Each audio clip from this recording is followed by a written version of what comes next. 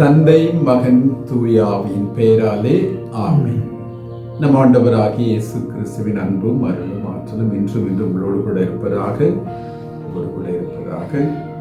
இயேசுவிலே பிரியமானவர்களே, தவக்காலத்தின் 3வது வெள்ளிக்கிழமை இன்றைக்கு இயேசுவினுடைய கடைசி வார்த்தைகளிலே 3வது வார்த்தைகளை அல்லது வசனங்களை நாம் சிந்திக்க இருக்கின்றோம். இந்த வசனங்கள் யோவான் நற்செய்தி 19ஆம் அதிகாரம் 26-27 வசனங்களிலிருந்து எடுக்கப்பட்டிருக்கின்ற ஒரு பகுதி. இந்த காட்சி அற்புதமான ஒரு காட்சி. சிலுவையிலே இயேசு தொங்கிக் கொண்டிருக்கின்றார். இடதுபுறம் வலதுபுறம் சிலுவை அடியிலே துணிந்து ஒரு சில பெண்களும் அவர்களோடு அன்னை மரியாளும் சீடர்களிலே இளையவராக கருதப்பட்ட யோவானும் அங்கே இருக்கின்றார்கள். இந்த இயேசுவை சித்திரவதை பண்ணவர்களுடைய ஆக்ரோஷத்தையும் வன்மத்தையும் வன்கொடுமையும் பார்த்து அவர் பயப்படவில்லை. கண்டிப்பாக சிலுவை பாதையில வியாதி டொலரஸ் என்று அழைக்கப்படுகிற அந்த பாடுகளின் பாதையில் அவரோடு நடந்து வந்திருப்பார்கள். மற்றவர்களுக்கு யாருக்கும் அந்த வாய்ப்பு தரப்படவில்லை, சீரோனியமராகி சீமானை தவிர. இங்கே ஆனால் கண்டிப்பாக சிலுவை அடியில அவர்கள் இருக்கின்றார்கள். கண்டிப்பாக தங்களால் ஒன்றும் இயலாது என்று தெரிந்தும் கூட அந்த சிலுவை பாடுகளுக்கு சாட்சியாக நிற்கின்றார். ஒரு தாயால் எப்படி இருக்க முடியும்? தன் மகன் இங்கே கொல்லப்படுகிற பொழுது வீட்டிலே அவர் இருக்க முடியுமா? அதுவும் இந்த வீரத்தாய், விசுவாசத்திற்கு சாட்சியாக இருந்த தாய், தன்னுடைய விசுவாசத்தினாலே இறைவனுடைய தாயாகக்கூடிய பாக்கியத்தை பெற்ற தாய் எவ்வாறு தன் மகனை பலியிட பார்த்து கொண்டிருக்க முடியும்? எல்லா தாய்மார்களும் தங்கள் பிள்ளைகள் வாழ வேண்டுவதற்காக பெற்றெடுத்தார்கள். ஆனால் அந்த தாய் மட்டும்தான் இந்த மகனை பலியிடுவதற்காக பெற்றெடுத்தார் என்று இந்த அன்னை மரியாளுக்கு அன்றைக்கே தெரியும். பிப்ரவரி மாதம் 2ஆம் தேதி அந்த காணிக்கை அன்னை விழாவில் சிமியன் சொன்ன நினைவுத்துக் கொள்ளுங்கள், உள்ளத்தை ஒரு வாழ் ஊடுருவும். அன்றைக்கே அவருக்கு தெரிந்துதான் இருந்தது. இருந்தாலும் கூட ஆகட்டும் என்று அடிபணிந்தார். எனவேதான் கடவுள் அவருக்கு இந்த பேற்றினை கொடுத்தது மட்டுமல்லாமல் ஆண்டவருடைய பாடுகளில் பங்கு பெறுகின்ற பாக்கியத்தையும் கொடுத்தார். அதைத்தான் இயேசு சிலுவையிலிருந்து அறிக்கை எடுக்கின்றார். அம்மா, நீங்கள் பார்க்கின்ற இந்த என்னுடைய தாய் உங்களை போன்று ஒரு சாதாரண பெண்ணாக தான் இருக்கலாம். ஆனால் அவர் பேறு பெற்றவராக இருப்பதற்கு என்ன காரணம்? இதுதான் காரணம். ஆகட்டும் என்று அவர் சொல்லி அன்றைக்கு அறையிலே சொன்னது இன்றைக்கு அரங்கில அறிக்கையிடப்படுகின்றது. இதோ உங்கள் தாய். இந்த பெண் என் தாயாக மட்டுமல்ல உங்கள் தாயாகவும் இருக்கின்றார் என்று யோவானுக்கு சொன்ன வார்த்தை நமக்கு சொல்லப்பட்ட ஒரு வார்த்தை.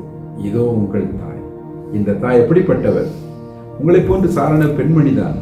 ஆனால் ஆண்டவருடைய மீட்புக்கு தன்னை முழுமையாக்கி கொண்டவர், ஆண்டவரை முழுமையாக பற்றி கொண்டவர். ஆகட்டும் என்று சொன்னதை அறையிலே மட்டுமல்ல, இங்கே அனைவர் முன்னாலும் அவர் செய்து காட்டுகின்றார்.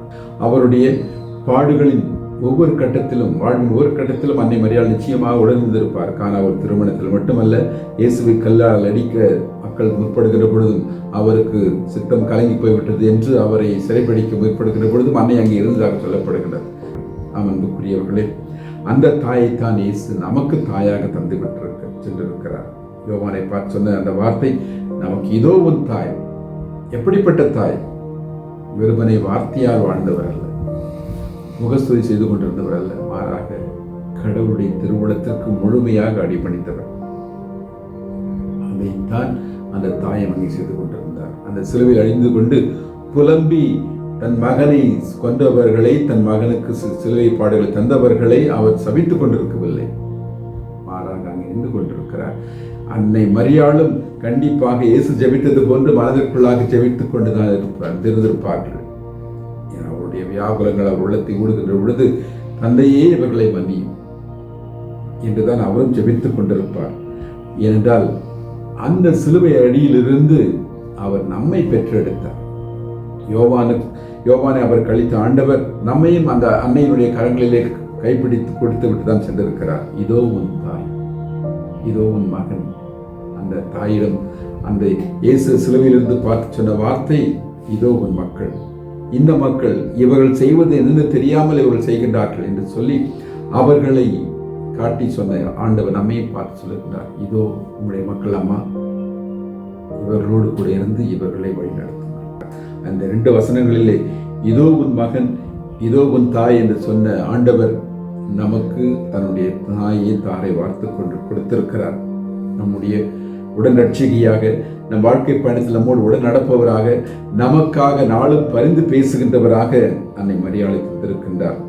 ஆண்டவருடைய அன்பின் கட்டளை நீங்கள் எவ்வாறு பின்பற்ற முடியும், நிறைவு செய்ய முடியும்? மற்றவர்களுடைய பாடுகளை, சிலுவைகளை தாங்கிக் கொள்வதன் மூலமாக. அன்னை மரியாதை தான் அன்றைக்கு செய்தார். தனியாக அல்ல, தனிப்பட்டவர்களாக அல்ல. மீட்பு நமக்கு உறவுகளோடு சேர்ந்துதான் வருகிறார். அன்னை மரியாள் எவ்வாறு சிலுவையில் அடையிருந்து மனித குலத்தை முழுவதும் தன்னுடைய பிள்ளைகளாக அள்ளி அரவணைத்துக் கொண்டாரோ, நாமும் நம்முடைய வாழ்க்கை பயணத்தில் தனிப்பட்ட விதமாக மீட்கப்படுவது கிடையாது. நமக்கு கொடுக்கப்பட்டிருக்கின்ற உறவுகளோடு சேர்ந்தான் நாம் மீட்கப்பட முடியும், மீட்கப்பட வேண்டும். இந்த 3வது வாரத்திலே நம்முடைய உறவுகள் எவ்வாறு இருக்கிறது பார்ப்போம். நாம் மற்றவர்களுக்கு மீட்பின் கருவிகளாக இருக்கின்றோமா? கடவுள் நம்மிடம் கொடுத்திருக்கிறவர்கள் எல்லாம் ஆசீர்வாதங்கள் என்பதை உணர்ந்திருக்கிறோமா?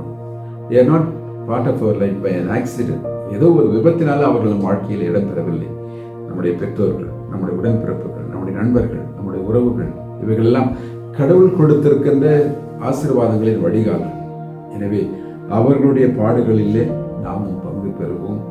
இவர்களோடு இருக்கின்ற உறவுகளை புதுப்பித்துக் கொள்வோம். நாம் ஒருவரை அன்பு செய்வோம். என்றால் அன்பு கடவுளிடமிருந்து வருகிறது.